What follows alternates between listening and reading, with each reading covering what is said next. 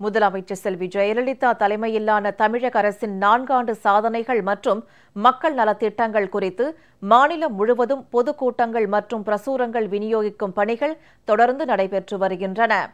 மதுரை மாநகர் மாவட்ட மத்திய பகுதியைச் சேர்ந்த கொன்னவாயன் சாலை, காமராஜர் சாலை, முனிசாலை உள்ளிட்ட பல்வேறு பகுதிகளில் 4 ஆண்டு கால சாதனைகளை விளக்கும் பிரசுரங்களை அமைச்சர் திரு செல்லூர் கே. ராஜு வீதி வீதியாக சென்று பொதுமக்களிடம் வழங்கினார்.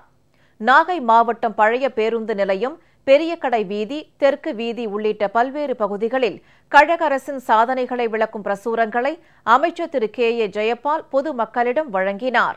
இந்நிகழ்ச்சியில் கழக நிர்வாகிகள் பலரும் கலந்து கொண்டனர். திருவண்ணாமலை தெற்கு மாவட்ட கழக மாணவர் அணி சார்பில் அரசின் சாதனைகளை பொதுமக்களுக்கு எடுத்துரைக்கும் வகையில் பிரசுரங்களை அமைச்சர் திரு முக்கூர் என். சுப்பிரமணியன் வீதி வீதியாக சென்று வியாபாரிகளிடமும் பொதுமக்களிடமும் வழங்கினார். ஈரோடு மாவட்டம் பெருந்துறையில் தெருமுனை பிரச்சார கூட்டம் நடைபெற்றது.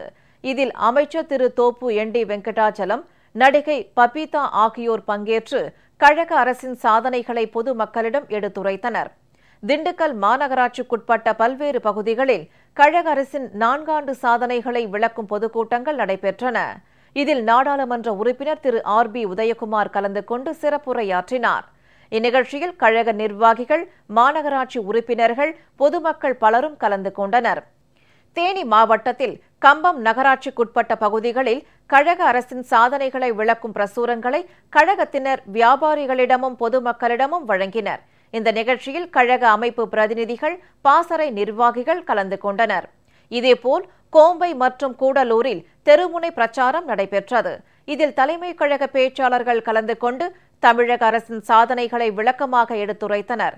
மதுரை புறநகர் மாவட்டம் திருப்பரங்குன்றம் ஒன்றிய அஇஅதிமுக சார்பில் பெரிய ரத வீதியில் 4 ஆண்டு கால சாதனை விளக்க பொதுக்கூட்டம் நடைபெற்றது. இதில் மேயர் திரு ராஜன் செல்லப்பா மற்றும் கழக நிர்வாகிகள் பங்கேற்றனர்.